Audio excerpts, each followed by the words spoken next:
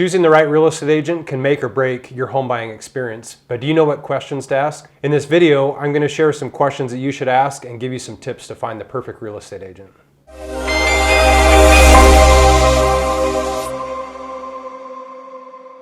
I'm Jason Skinrood, mortgage loan officer in Salt Lake City, Utah, with licenses in multiple states. I hope that you find that this video is helpful and that you'll consider subscribing and liking this video. In this video, we're going to be talking about some of the questions that you can ask a real estate agent when you're searching to be able to help you buy a new home. And today, I brought in a friend of mine, Josh Emfield from the Emfield Team. Yep. Josh, why don't you go ahead and introduce yourself? Josh Emfield, I'm a real estate broker at Realty Path, and I have a team, the Emfield Team. I have about 10 years of experience in the industry. So Josh and I have worked together for multiple years and done several loan transactions or home purchases together.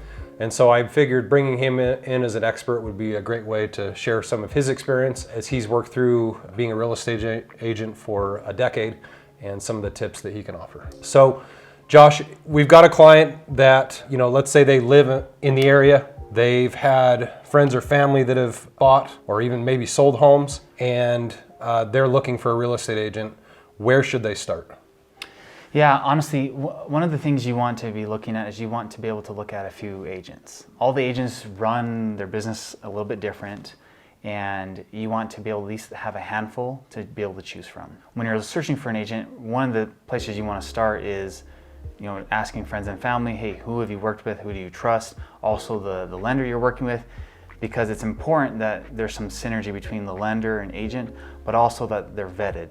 Not just, hey, my buddy does this, but other people have said, I've actually used this individual and they've done good quality work. Absolutely, yeah. And that's, I think, you bring up a good point. As a mortgage lender, we do get to work with a lot of different real estate agents, and so we know who the good agents are, who take care of their clients, who do a good job, all of that sort of thing. And so, if you find a lender that you trust, leaning on your lender to provide you with a couple of referrals also, in addition to maybe some people you might get from your friends or family, can also be a great way to find a great agent, for sure. No, it's definitely helpful, because when you're working with a lender or a realtor and you don't have one or the other, there's understanding of, hey, who they've worked with, whether, like, say if I refer a lender to someone, I say, hey, I worked with this person before, I know they'll be on time, I know they'll actually answer your phone calls or emails in a timely manner, I know that they're not going to wait till the last second to tell you news about your funding or where your progress on your loan is at. Those are all important things. If your realtor and lender are not communicating well, it can become quite disastrous and it can create a lot of stress for you in that purchase. Absolutely, and I agree with that. So the next question I have then is, because you and I actually are in a unique situation, Josh and I both work with a lot of military people, and that both includes veterans and also active duty. And for those that are on active duty, a lot of times they get transferred to different places, right? And what about, and so this doesn't necessarily apply to someone that's in the military, but like, let's say you have a client that is moving to a different city where they know no one. Right. What are some good ways to be able to find a real estate agent when they don't have family or friends or maybe a lender to kind of rely on to find someone? No, that's actually very important. I deal with a lot of veterans and people moving in and out of state. And so one of the questions is, hey, if I'm moving out of state to Florida, for example, and I say, I don't know anybody out there, I don't know agents. What I do, and what I suggest you do if you're working with another agent, is have them research some agents in that specific area. So what I'll do is I'll do some Google searches. I'll find out in that area how many deals that person has done, how long they've been in business, what are the reviews, and I'll actually call the few agents and say, hey, what's your workload? How busy are they? Are they able to take on another client? I'm finding out, what type of deals they work on, and I'll kind of like test the waters to see how knowledgeable they are. To kind of vet them a little bit for the client. So then I go back to my client, and then I tell them, hey, this is probably the one I would go with. They've got enough time, they have the knowledge, I feel like they'd be a good fit personality, but also I continue to help them out in that process. So if they're selling a home here in Utah, for example, and then we're going to Florida, then I start communicating with that agent to make sure it's a smooth transaction. Hey, we're going to be closing on this date. This is a time frame where they're going to be moving, or hey, we've had a hiccup, we've had a delay, so you'll need to delay on the other end. that communication is key to have it be less stressful. Absolutely. Yeah, that's great. And so, yeah, if you're selling a home or you know an agent wherever you're at and you don't know where you're going, you can always ask for a referral, have your agent help you out. And of course there's always things like checking them out on YouTube, like you're probably watching this video, or on another social media platform, checking out their website, reading Google reviews, all of those sorts of things to kind of help you, determine whether this person is somebody decent that you want to work with for sure. So the next thing that I wanted to talk about is agent experience, because that's a big one right now, especially as we see kind of a turn in the market, or anytime we see a turn in the market, whether that's even a downturn or an upturn, you see either a lot of agents leaving in a downturn or you see a lot of agents coming in an upturn. Correct. So let's talk about experience, because as you and I well know, that's a huge factor also, right? Yeah, and I think there's a couple aspects to this. One is experience. So how long have they been in the industry? Has it been a year? Maybe they don't know quite a bit the same. But also their drive. I think this is a huge part, because someone may be really experienced, but they don't care to take you out to see a property. They're like, I don't want to go out tonight. So those are two things we're looking for is, okay, how long have they been in the industry? But bad experience is not necessarily what you want either. Yeah. So you want to be able to vet them. It's like, how many deals have they done? Again, looking at your reviews. Are they getting positive reviews? Do the clients rave about them, talking about, well, yeah, they took care of me, they went above and beyond? Or they're just like, yeah, they did it, but sometimes I couldn't get them on the phone. Those are some concerns, because when you're in the purchase process, things can move very quickly. Absolutely. So if you don't have someone who's responsive, that becomes problematic. So these are some questions to be asking them. Hey, how many years have you been an agent? Yeah. And then you want to ask them, what kind of certificates do you have? There's different types of certificates that make them specialized. So when you get your real estate license, it says, yes, I know how to be an agent. I know the basic laws to keep you from getting in trouble. But there's more details of new build construction. There's a lot goes on with that. You may not be specialized. Or, VA loans, because those are very specialized too. Absolutely. You can get in trouble. So you can be certified in a bunch of different areas. So those are some questions they'd be asking. What certifications do you have? How long have you been in the industry? But another important aspect is, are you a full-time agent or are you a part-time agent? And the reason why this is so important is that if you're a part-time agent, you're going to be saying, hey, I'm going to come show you a house when I find it convenient. If you're working a full-time job and then they have a family they go home to in the evenings, they might say, hey, I'll give you a house this evening, or maybe a couple houses this evening. Or on the weekend. On the weekend. And so you're delaying the time frame. And let's say if you want to place an offer, it can be problematic, because you say, hey, I want to put an offer tomorrow morning. Well, they're going to be working in another position. Yeah. And so they're going to say, well, let me get to that later. And then it might be rushed. So are they doing the background research on with this listing agent? Have they made contact with them? Do they do research on the sellers, knowing what they want? Have they found out how long have they owned the home? What's the equity that they have in the home? These are all things that you should be researching to be able to help best give you the right negotiation understanding in an offer. Absolutely. No, I agree. And that's been my experience, that, agents who are doing this full time, are committed long-term to the industry, do a far and above a much better job than those who may be kind of dabbling in it or doing part-time. And we don't certainly want to discredit people who are new to the industry, because there are those people out there that do a fantastic job. Again, it's just talking with them to figure out, are they a good fit, and could they help, with your home purchase. So you do bring up a good point. Did you have something else you wanted? No, I was going to say, no, that's a good point, is that you can have some amazing agents that are part-time agents. Mm-hmm. I actually spent quite a bit of time as a part-time agent, but it's also knowing, it's really having those questions to be asking them. Hey, how much time do you have? Yeah. How frequently will you take me out? On the weekends or on the evenings?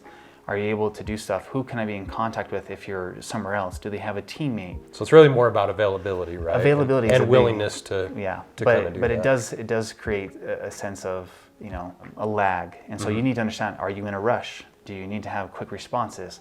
Is that agent going to be able to give you what you need? If you're not in a rush and everything else, a part-time agent would be able to help you out on that. Okay, so. Excellent. Yeah. So the other thing that you brought up was when you're doing research as an agent, you're going in, you're finding out all this stuff, right, about maybe the listing agent, the seller, those sorts of things. You can use those in negotiations, right? So, 100%. so how can an experienced agent help with negotiations? Well, this is one of the fun things. I spent much time in the Army as an interrogator, and so you learn quite a few things in negotiations with that. Yeah. That's one of the reasons why I love this guy, is because he's great at negotiating. So, and you can actually coach your agent too sometimes. And so if you're watching this video, you already have an agent, tell them to use some of these techniques because they really do help. But some of the things we do is, I mentioned this, is researching the sellers and the agents. We will go on to their LinkedIn account, we will go on to their Facebook, Instagram. We find out bits of information of what are their hobbies, what do they like. We're building rapport. Yeah. When you come into negotiations, everyone is defensive. They're on guard, right? So they're like, I'm gonna give as little information. I'm not buddy-buddy. What we come in and do is we say, no, we are buddy-buddy. And then now their guard's let down. So now you can get down to the information you really need to have to be able to make that negotiation start moving forward. So once you find out some details on potential sellers, say if you're representing a buyer, and you find out the seller, let's just say they work in the oil field. Well, what do you know? Your client works in the oil field. Yeah. You now have some sense of synergy. And even with the listing agent, I might find out how long they've been in the industry. Maybe they might be in your same brokerage, or they might have an affinity for basketball. I love basketball. So you can start chatting about stuff. Once you start building that connection, now it opens the door and you can say, hey, look, I really want to be able to make this happen. This is where we're at. If you have a similar offer to somebody else, but now you've created this rapport, it goes a long way. And same thing for the sellers. If they know that they can still get their home sold and still be able to help somebody out that they feel attached to, that is a non-monetary benefit to them. Yeah. And so this is the mistake that I think a lot of agents will make, is they will 100% is just monetary. It's all purely transactional. Yeah, right? all transactional. Yep. And that's part of it. But they're missing a huge aspect in the negotiations because people are emotional. They make decisions off of emotions. And so when you're coming into this play and you're building this rapport, you are now giving them a benefit that you didn't know before. And that's how we find out as we get those details and saying, how do we make this a benefit for them, an emotional benefit, which makes it less stressful, makes it happier, smoother transaction for everybody, but it does help you out with the negotiations. Absolutely, yeah. And I think those are all great tips for sure. And a lot of that you can really only get from probably somebody that's really seasoned and experienced, in the industry and knows what they're doing. So thanks, Josh. That's great information.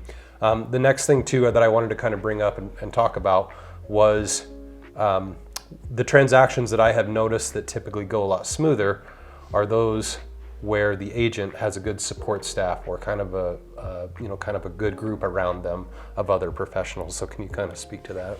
Yeah, so as an agent, you'll wear many hats. And so you might be a social media expert, you're marketing, you're a contract specialist, you're showing properties, you're helping out with inspections. So there's a plethora of things that you have to be an expert on. And there's some agents that are really good at dabbling in multiple avenues or areas of expertise. But if you can focus on certain areas, you can be more efficient with your time. And so some agents have done a really good job with building a team. So they might have a TC or a transaction coordinator, which helps out with all the paperwork. There's a lot of paperwork that's involved and documentation that helps warn you about certain fraudulent activities. There's documentation saying, hey, I can represent you as a listing agent, and walks you through all this process. There's the contracts for purchase. There's documentation with the lender. There's all these moving documentations and paperwork. And so a TC will help keep all that organized. Absolutely.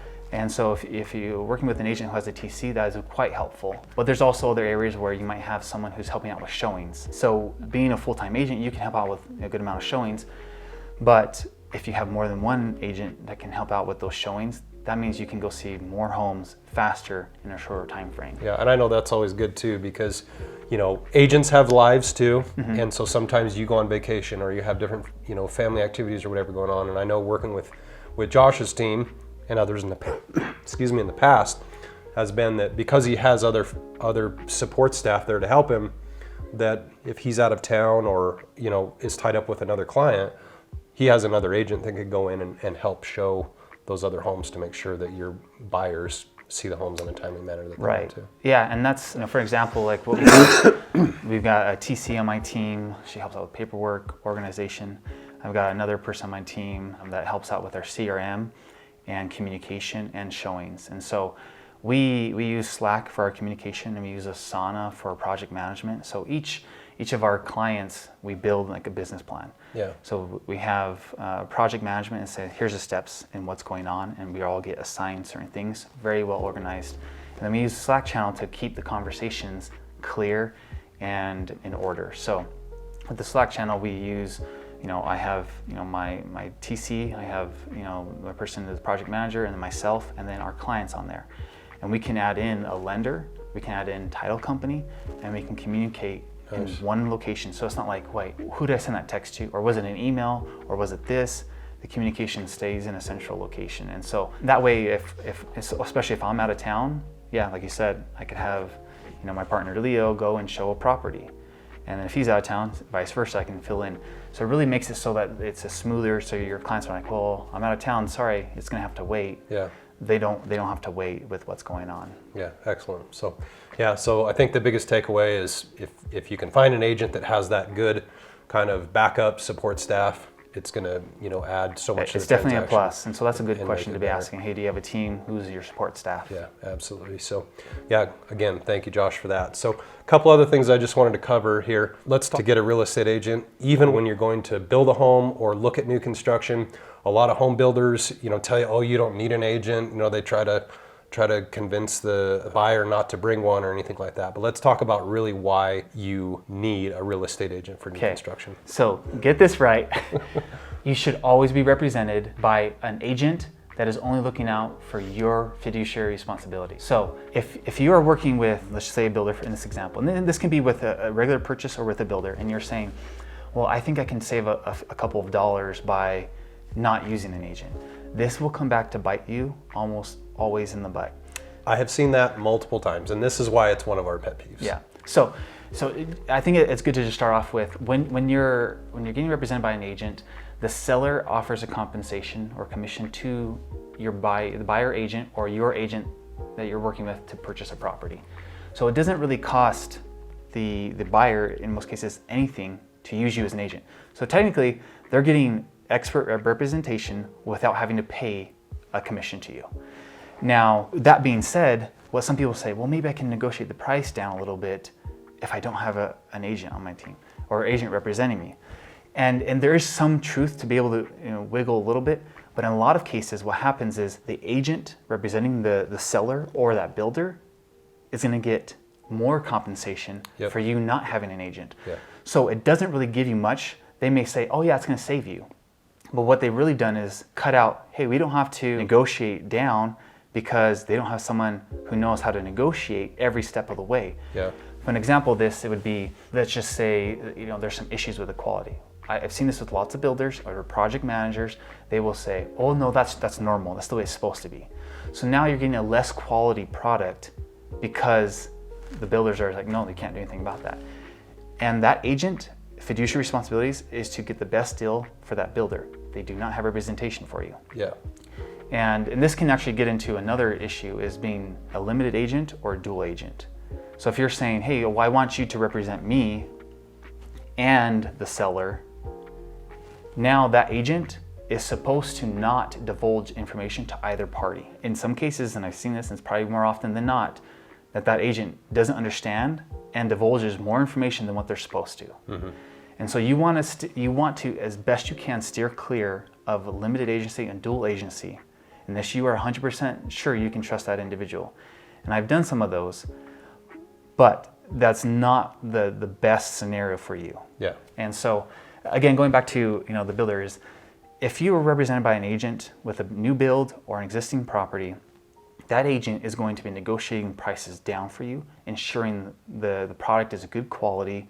They have your back. Yeah. They're not buddy-buddy with the builders. They are an intermediary protecting you from potentially being taken advantage of and potentially having some litigation or issues that will come back later on. Yeah, and I think that's been our experiences and why we're so adamant about if you're looking at new construction, to make sure that you have an agent there to represent you, because there's just so many facets of a new build where an experienced real estate agent can help you go through that entire process and really watch out for you in your best interests. Whereas the builder's agent is not doing that. They're looking out for themselves and themselves only. Right.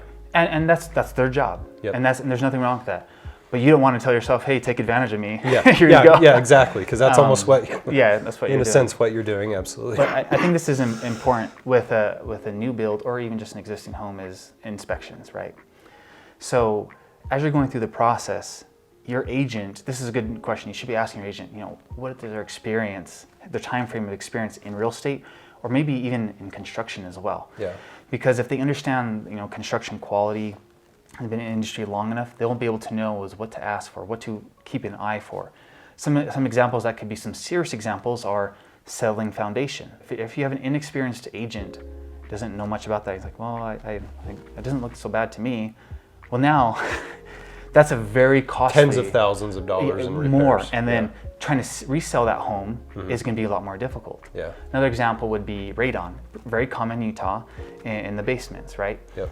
Now, it can be a scary thing, but it is very easily mitigated. But if you go into a property and your agent doesn't know, hey, you should probably get radon tested here, you don't get it tested, you have no idea. But maybe you find out later that it does have radon. Now you got to go and mitigate it and pay for it all yourself. Yeah, and that's expensive. Every time, I have not had a single deal where I found out that there's radon gas that I haven't been able to get them to pay for a radon mitigation system completely. Nice. And in most cases, I even bring the price down further because of that issue, because now it's tainted, right? A safety issue. So I'm using that Yeah.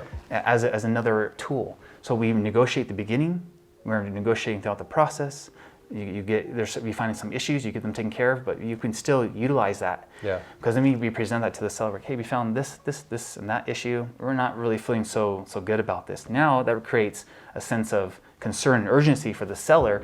They're going to be more willing to negotiate further. So Absolutely. Those are some things to keep in mind. Yeah. Again, more great advice from Josh. Really appreciate it. You coming and sharing some of that stuff. And in case you didn't catch kind of one of the other points that he had mentioned about the dual agency or limited agency, when you have a seller's real estate agent representing you and the seller, it creates really that conflict of interest. And so we always recommend that you try to avoid that in any circumstance that you possibly can. If you happen to find a listing agent or a sales agent that you like on a property that you may be looking at, and you want to use that for a different property, by all means, do that. But when they are representing the buyer and the seller, it just creates some major issues. I've seen it in my side of lending and things like that. Okay, so we've talked a lot about questions, tips that you can utilize to be able to find a real estate agent.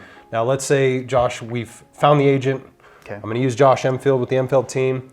And what's kind of the next step as far as like making sure that they are going to represent me, setting expectations, those sorts of things? So yeah, if you feel comfortable with the agent, and then you've already gone over documentation, the expectations, and you feel like, hey, I trust this guy, he's experienced, guy or gal, and I want to move forward and start looking at these properties. The next step is that agent's going to ask for you to sign a buyer broker agreement. This allows for them to go to properties, show them properties, have fiduciary responsibilities as kind of like an attorney client. That representation. It's like, hey, I look for your best interest. And that means if they're showing you a property and somebody else comes along and they want to see that same property, they will say, sorry, I'm working with this client that's interested in that property. Okay. So that's a fiduciary responsibility. And so with that, you're just saying, I'm agreeing to use you as an agent. Now, in most cases, it's limited to just that one agent. So once you start working with that agent, you'll be under contract to work with them because they're going to be spending their time, money, efforts to be showing you lots of properties, doing research. They don't get paid unless you buy a property, and the seller ends up paying them. So the agreement is that you're going to work with them, and then they're going to give you the time of day and everything else and expectations. Usually they'll have a time frame, 6 months to a year, for that agreement. And depending on how frequently you're looking, if you're looking at new builds, it may be a little bit longer. But that agreement is binding. So once you go under contract with them, you're continuing to work with them. So those are some discussions to have with them. Is what the time frame? Do you want to have 6 months? Is a 1 year going to be too long? Yeah. It doesn't have to be an exact. Hey, I only do 1 year. And if they're saying, well, so that can be something that you as a buyer negotiate Exactly. with the agent. Say, hey, I want you to represent me for 1 month, 3 months, 6 months, 12 months, whatever it is that you guys kind of come to an agreement, or you as a buyer are comfortable with. and it's really dependent on the situation. If in most cases you want to be able to have a time frame, so 6 months is a decent time frame. So if you're looking, 6 months should do it. Now if they're like, hey, I don't know, this might be a longer time frame, they might want to say, hey, well, let's do a year because I'm going to be spending time and efforts on builds and finding stuff. But I think on the short run, if you try to do like a 1 month, it's going to be hard. Certainly. And you may not get the total commitment from that agent. So if you try to shortcut it so much and they're like, well, there's no point in me spending the time if you're not going to, continue to work with me. And so you may not want to undercut yourself and say, well, I only want to do 1 month. Yeah. But you can also do some other scenarios where, hey, I want you to show me just this one property. So if you show it to me, represent me, if I buy this property, we are good to go. And it really just depends on what it is you're looking for. Okay. And I think one thing to know for those that are watching the video is that on average it takes like 75 days for a buyer to actually identify and find a property that they want. And so Right. certainly doing something like maybe even 3 months is probably a little on the light side. Yeah. When it takes that long to find something. So And that's it- probably more the minimum, or maybe Right. even 6 months. Well, and that's the thing too, is if you have like a 6 month time frame and you're saying, but I need to go fast. So it may only take you a month, may only take you a couple weeks, but that agent is busting their butt because they know that they're protected to be able to say, hey, you know what, I'm going to put a ton of time and effort into this, and it doesn't cost you anything more because you're getting the seller to pay that agent anyways. They're already including it. So, I would say, you want to be in the 6 month time frame. And now, if it's anything more, you can really negotiate that down. Like a year, hey, I want 6 months. I think that's a valid amount of time. But we just had a client that came out of the blue and said, hey, I need to move and I gotta find a house, be under contract within like a week. This is like before Christmas, and we're like, all right, let's make it work. Yeah. I mean, we had a 6 month contract with them, because we were like, we don't need that much time. We don't need a full year. And we pushed through. We found them a property. We're getting ready to put in an offer, and it's that time of day where both myself and my partner, we were showing houses. He was showing in the morning, I was showing in the evening. Mm-hmm. He was showing one day, I was showing the next day, and we're just kind of rapidly going after these properties. But it does take a lot of time for the client to get a feel of what they want in a home. Yeah, inventory, what's out there, Right. what's really important. Negotiations, and we had all those discussions is that, hey, I think you can get this on this property. This one, hey, you guys like the property. We actually think you shouldn't go with this one, and here's why. Because we did aerial views and showing them, you're right next to a highway. And so an agent that's not gonna spend the time and effort into that isn't going to recognize some of those issues that a client is definitely not going to know when buying a home. Yeah, absolutely. So, okay. Well, yeah, all great information. Appreciate, Josh coming in and being a part of this video. Josh, if viewers want to get in contact with you, find you, and I'll tell you guys, Josh and his team, they produce awesome listing content. They're great to work with buyers. How would they find you to be able to work with you? Get maybe find a referral out of state, those sorts of things. Yeah, so our phone number is 440 Jump Now. We like to have everybody take a jumping picture, just a little fun thing we do. Or you can find us, Google us online, the Emfield Team, and you'll see nothing but 5-star reviews. Lastly, if you want to see some fun videos, corny videos, you can go to Jump Into a Better Home and see some fun stuff we do for our listing clients. So yeah, we'll provide a link to your guys' channel and other social media so people can find you guys. But yeah, definitely want to say thank you for being a part of this video and coming in and offering all of your tips. Yeah, of course. Just one last thing. It's okay to ask your agent lots of questions and say, what time are you going to do? What separates you from the other agents? You really want to know, what are they going to do for you? And that's an okay question to ask. Yeah, absolutely. All right, well, I wanted to say thank you for checking out this video. If you have comments or you even have additional tips from your experience, be sure to drop them down in the comments below. Thank you.